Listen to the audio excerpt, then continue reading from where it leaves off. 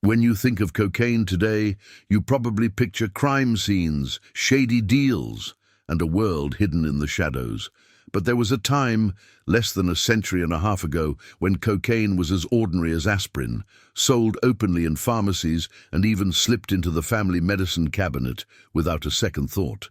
Picture bustling city streets in the late 1800s, shop windows displaying colorful bottles of tonics, men and women in elegant hats stopping to buy medicine, and many of those medicines had a secret, sparkling white ingredient. How did this happen? How did a powerful drug we'd never dream of keeping at home today become a common product trusted by parents, doctors, and even some of history's greatest thinkers? To understand, we need to go back, way back, to the high mountain slopes of South America, where indigenous communities had already been using leaves from the coca plant for thousands of years. For them, chewing coca was a simple, everyday ritual.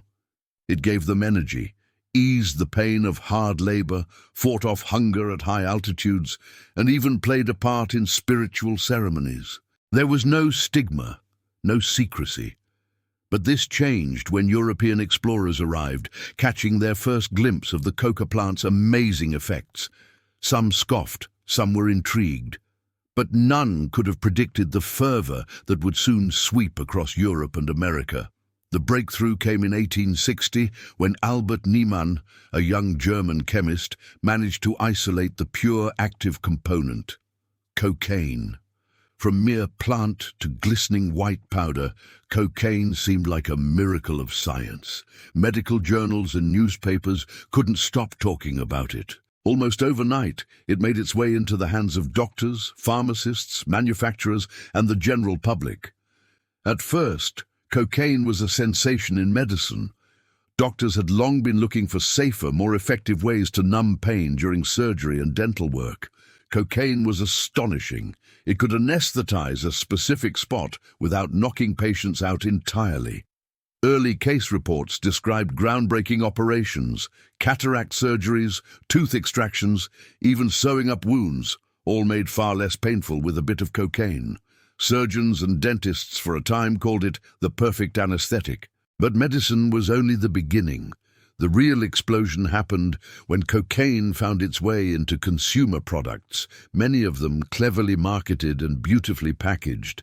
If you were living in America or Europe in the 1880s, you would have seen cocaine toothache drops for children, cocaine wines and spirits for the elegant elite, and popular remedies for everything from hay fever to low spirits, all featuring cocaine as the hero ingredient. One of the most famous was Vin Mariani, a French wine enriched with coca leaf extract. It quickly became a sensation across both continents. Advertisements showed smiling, healthy-looking people, teachers, politicians, even popes and kings, thanking Vin Mariani for their renewed energy and sparkling wit. In fact, the Pope Leo X famously awarded Vin Mariani a gold medal and appeared in ads for the drink, declaring it gave him new vigor for work and prayer. Picture that for a second, a pope as the face of a cocaine-infused tonic advertised in international newspapers. All this excitement soon spread into the world of innovation and everyday products. Enter Coca-Cola, invented in the 1880s by John Pemberton as a nervous tonic and a cure-all for headaches, fatigue, and even morphine addiction. The drink's original formula contained coca leaf extract, yes, the same source of cocaine, along with caffeine-rich cola nut. It was a far cry from the soda we know today, sold as both medicine and refreshing beverage, with advertisements promising that a glass of Coca-Cola could invigorate body and mind. Even literary figures joined the trend. Sir Arthur Conan Doyle wrote Sherlock Holmes as a cocaine user. Holmes' 7% solution was a nod to the drug's real-life popularity among intellectuals and creative circles.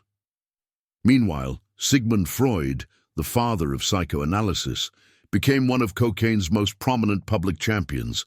He was not shy about his enthusiasm. Freud experimented with cocaine personally and professionally, taking it for migraines, fatigue, and even to manage his own mood swings. He was convinced it could be a magical treatment for everything from digestive issues to depression. In his numerous letters and publications, he recommended cocaine to friends, colleagues, and patients, believing it to be safe, invigorating, and virtually without side effects. If you're finding these stories as surprising as I did, now's a great time to subscribe to the channel. We're only halfway through the rabbit hole, and there is so much more hidden beneath the dusty covers of history. Hit that subscribe button and let's keep uncovering jaw-dropping stories together. As cocaine's image continued to shine, its reach spread to almost every level of society. The wealthiest socialites would freshen up with a dash of cocaine before an evening out, dusting their gums or swirling a bit in their drinks. Popular parties might feature decorative trays of cocaine lozenges alongside brandy and cigars. It wasn't uncommon for stores to display mirrors and tiny spoons as complimentary with every vial. For the working class, cocaine-laced tonics and chewing gums were marketed as energy boosters, perfect for soldiers, mothers, athletes, and even children struggling to concentrate at school. The line between medicine and recreation was thin to non-existent. Stage performers, public speakers, and even teachers used cocaine drops to ease nerves and project charisma. Some mothers discreetly dosed teething infants with cocaine syrup, not out of neglect, but because trusted advertisements and physicians said it was safe and almost miraculous. Factory workers were encouraged to take a dose to keep their hands sharp and spirits up during grueling night shifts. And it wasn't all hype at first. Users reported bursts of energy, increased confidence, and a notable sense of well-being. It was common to see testimonials in magazines where once tired housewives claimed cocaine tonics gave them back their sparkle, or businessmen swore their productivity doubled thanks to a spoonful in the morning coffee. But beneath the glowing headlines and smiling faces, trouble brewed. There were whispers in the medical world. Patients who had become listless, erratic, or unable to sleep after weeks on cocaine. An infamous case was published in a British medical journal about a dentist who, after self-medicating with cocaine, became obsessed, spending days in a hallucinated trance, followed by weeks of crushing depression. A New York hospital reported an increase in patients with mysterious illnesses, anxiety, uncontrollable shaking, sudden weight loss. Doctors struggled to explain the connection at first, but suspicion grew. Stories of hallucinations, paranoia, and compulsive behaviors began trickling into newspapers. Families were shattered by relentless cravings and financial ruin. By the early 1900s, prominent doctors who once endorsed cocaine started voicing warnings. Medical organizations began tracking cases of what they now recognized as addiction. Newspapers started to swing from glowing endorsements to alarming headlines, fueling public concern and finally government intervention. In 1906, the US passed the Pure Food and Drug Act, the first in a wave of legal reforms regulating drug content in over-the-counter products. Cocaine was one of the key substances under scrutiny. By the 1910s, the tide had turned. Pharmacies tucked away cocaine products or removed them entirely.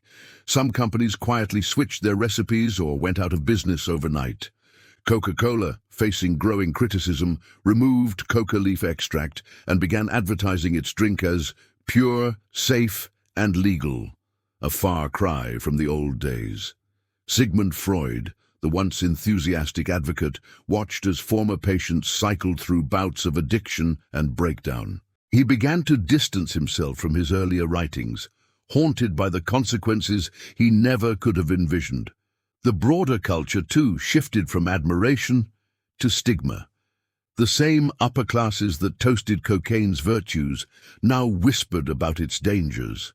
Police raids, morality campaigns, and cautionary tales replaced the era of bold advertisements and casual indulgence. Slowly but surely, cocaine redefined itself in the public mind as something dangerous, illicit, and to be avoided at all costs. It's strange, almost unsettling to see how quickly the arc of public opinion can swing from miracle breakthrough to notorious criminality in just a few decades. But stories like this remind us that almost every absurd rule or warning in history is rooted in real experience of hope, pain, struggle, and yes, resilience. So when someone says, "In the good old days, things were simpler," remember the dazzling rise and dramatic fall of cocaine as a household product. What starts as science and innovation can easily become tomorrow's cautionary tale. If you found today's episode as surprising as I did, let's keep the conversation going. Drop a comment telling me, what shocked you most? Were you surprised to learn about the everyday use of cocaine? Or did something else jump out at you? Don't forget to like, share, and, if you haven't already, subscribe to the channel for more stories that peel back the layers of our fascinating past. See you next time.